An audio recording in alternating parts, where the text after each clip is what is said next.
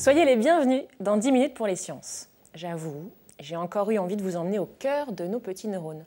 Vous savez, ces petits trucs qui s'agitent dans notre tête et qui font qu'on est capable de voir, d'entendre, de sentir, de penser. Et tout ça en même temps. Cette fois, c'est le docteur Olivier Palanca qui va nous parler d'une technique innovante en lien avec nos potentialités psychiques, le neurofeedback. Il est psychiatre et neurophysiologiste à l'hôpital de la Pitié-Salpêtrière et au centre médical Veille-Sommeil à Paris. Bon, vous savez, des feedbacks, on en a tout le temps. C'est un retour sensoriel, positif ou négatif, qui nous informe sur l'impact de nos actions et qui nous permet de nous adapter. On peut ainsi réguler son comportement en permanence. C'est comme ça qu'on apprend à faire du vélo, à marcher, à arrêter de faire des blagues pas drôles devant un auditoire qui ne nous comprend plus, enfin tout ça quoi.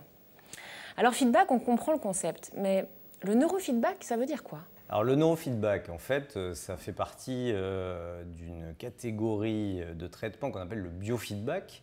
En fait, il peut se faire avec n'importe quel paramètre physiologique corporel, que ce soit le rythme cardiaque, la respiration, la conductance cutanée, on appelle ça, ou même la contraction musculaire. Et donc le neurofeedback, eh bien, ça va être la partie qui concerne évidemment le cerveau et donc le rythme cérébral. Et donc le neurofeedback, ça veut dire qu'on va poser des électrodes au niveau du crâne, grâce auxquelles on va recueillir un signal électrique et qu'on va renvoyer à la personne qui est en train d'être enregistrée, soit sous forme d'image, de son, ou même, pourquoi pas, de vibration, peu importe, tant que ça lui renvoie son propre signal. C'est donc ça le neurofeedback, un feedback sur l'activité de nos neurones. Vous parlez des électrodes qu'on pose sur le crâne et qui mesurent un signal électrique.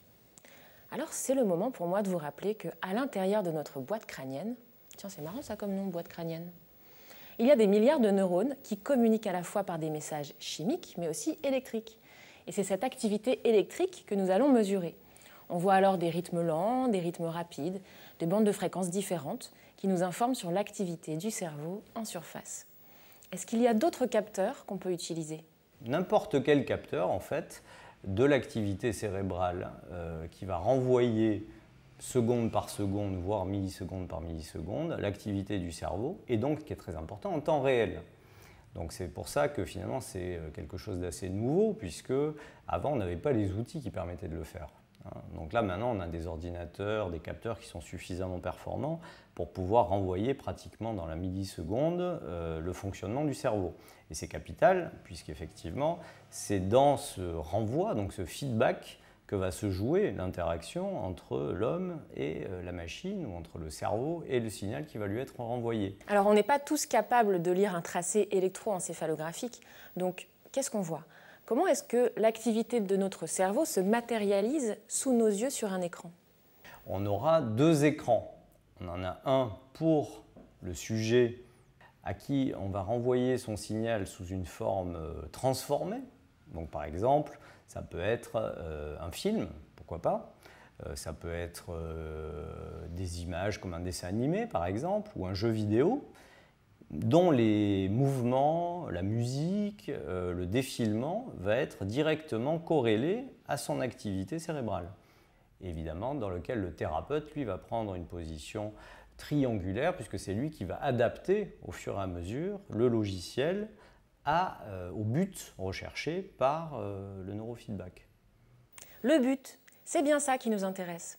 En pratique, en quoi cette technique peut-elle être utile en thérapeutique ? Est-ce qu'on peut réellement guérir ou diminuer les symptômes d'une maladie avec ce système ? Théoriquement, on pourrait se dire qu'on pourrait traiter pratiquement tous les troubles à partir du moment où on aurait compris comment un trouble se traduirait en termes de dysfonctionnement, déséquilibre de certaines zones en termes de bandes de fréquences, c'est-à-dire concrètement, par exemple, si on arrivait à mettre en évidence que dans une épilepsie, par exemple, les crises se déclencheraient systématiquement quand il y aurait un excès de rythme rapide, par exemple, on pourrait apprendre au sujet à diminuer cette activité grâce au neurofeedback pour diminuer le nombre de crises. Ah, donc en théorie, le neurofeedback pourrait remplacer l'utilisation de médicaments dans certaines pathologies. J'ai entendu dire que, notamment, c'était possible dans le trouble de l'attention chez l'enfant. Alors comment ça se passe ? Il va avoir tendance à avoir un cerveau, notamment au niveau des aires frontales et préfrontales, qui est beaucoup plus ralenti, sous-entendu, il a des ondes lentes de manière beaucoup plus importante que les autres enfants.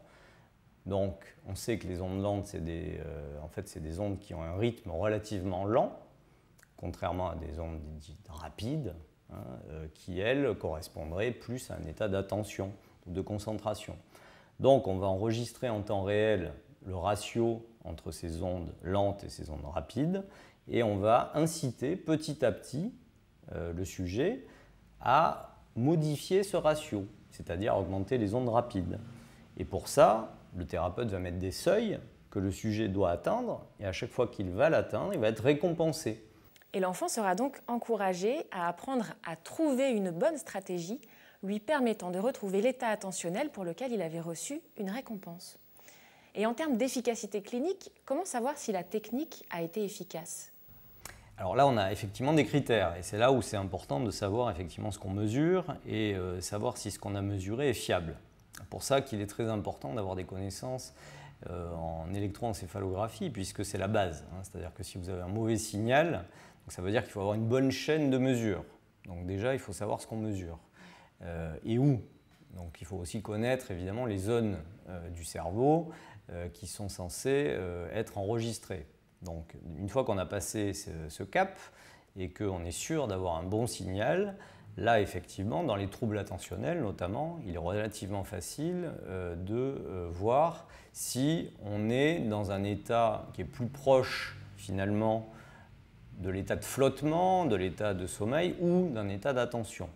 Et donc dans ces cas-là, c'est vraiment l'analyse du signal et les critères notamment de fréquence qui vont jouer et nous aider à voir si le sujet arrive à rester de plus en plus dans une bande de fréquence.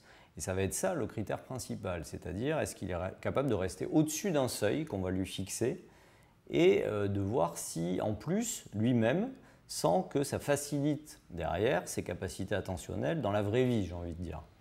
Donc si on a ce retour clinique associé à ce retour, je dirais, électroencéphalographique, là on sait qu'on est sur la bonne voie et qu'on peut proposer ça comme un traitement crédible. Même si on est sûr qu'il y a des modifications du signal, puisqu'on le voit, que dit la recherche dans tout ça? Est-ce que c'est scientifiquement prouvé? En fait, le neurofeedback à ce jour n'est pas encore considéré comme une thérapeutique crédible, fiable. C'est encore soumis donc, à pas mal de recherches. Donc ça veut dire que la recherche là-dessus est relativement récente finalement. Et initialement, elle a été faite plutôt par des psychologues qui n'avaient pas de connaissances réelles en neurophysiologie et donc ils se centraient plus sur le résultat clinique que sur la technique en elle-même. Et du coup, il y a eu pas mal, je pense, d'études un peu bâclées parce que justement le signal n'était pas bien contrôlé, on ne savait pas trop ce qu'on enregistrait en gros, et on s'était plus concentré sur les scores à des échelles que vraiment le signal EEG. Donc finalement, c'est une recherche qui débute presque. Et qu'est-ce qu'on pourrait faire pour développer davantage cette technique ? Actuellement, on essaye effectivement de rajouter d'autres outils de mesure comme donc l'IRM par exemple, couplé d'ailleurs à l'électroencéphalographie, ou même la stéréotaxie EEG, c'est-à-dire qu'on va mettre des électrodes dans le cerveau, notamment chez des sujets épileptiques, et là on peut carrément savoir si un groupe neuronal va réagir ou non à, justement, à un retour sur lui-même. Donc il y a des études comme ça qui sont en cours actuellement et qui permettront de mieux comprendre le fonctionnement même de la boucle de feedback et savoir par exemple en combien de temps l'information doit-elle revenir par exemple pour avoir un impact. Parce que ça c'est le genre d'information qu'on n'a pas forcément. Dans la mesure où il est question d'impacter de façon consciente un processus inconscient, est-ce qu'on pourrait imaginer de coupler le neurofeedback à l'hypnose ou à des thérapies cognitivo-comportementales ? Dans l'absolu, oui. D'ailleurs, le neurofeedback et le biofeedback font partie du champ des thérapies cognitives et comportementales, puisqu'on utilise le renforcement, en fait, comme outil principal. C'est-à-dire qu'on va renforcer positivement ou amener à l'extinction un rythme, ou, donc, qui veut dire accessoirement un comportement. Donc ça fait partie, effectivement, de ce champ.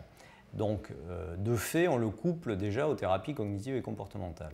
Pour finir, est-ce que l'utilisation du neurofeedback peut modifier le fonctionnement cérébral de façon définitive?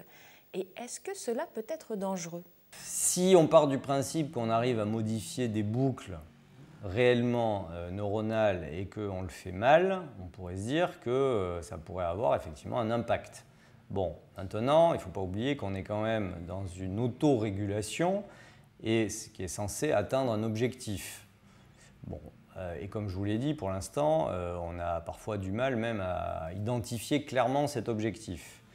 Donc finalement, à ce jour, j'ai presque envie de dire que si une personne se sent mal après une séance de neurofeedback, de toute façon, spontanément, elle va l'arrêter. Bon, ça ne répond pas à la question, mais au moins, ça limiterait les effets négatifs. Après, à savoir, est-ce que ça provoque des changements durables? Honnêtement, c'est ce qu'on aimerait. Par exemple, dans les troubles attentionnels, on aimerait bien que ça dure. Il y a certaines études qui disent que oui, d'autres que non. Ça n'a pas l'air d'être un effet suffisamment puissant pour l'instant pour dire qu'on modifie de manière dangereuse le cerveau, donc je dirais plutôt non. Même si c'est encore soumis à controverse, le neurofeedback pourrait avoir un intérêt thérapeutique dans certaines pathologies, comme les troubles de l'attention ou certains types d'épilepsie. Il aide le cerveau à changer son mode de fonctionnement en lui donnant une information qui lui permet de s'auto-réguler. En d'autres termes, il permet au cerveau de trouver des stratégies pour corriger des activités cérébrales dites anormales et fait prendre conscience au sujet qu'il est capable d'agir sur son propre fonctionnement cognitif. Bien souvent, dans notre logique humaine, on a besoin de le voir pour le croire. C'est tout l'intérêt du neurofeedback. Mais entre nous, et s'il était possible de retourner cette logique, croire d'abord pour voir ensuite? Je vous laisse réfléchir à cette petite maxime de vie. Un grand merci au docteur Olivier Palanca qui nous a reçus au Centre médical Veille-Sommeil de Paris. Merci de nous avoir donné plein d'informations croustillantes sur les capacités de notre cerveau. Et à très bientôt sous le soleil des sciences.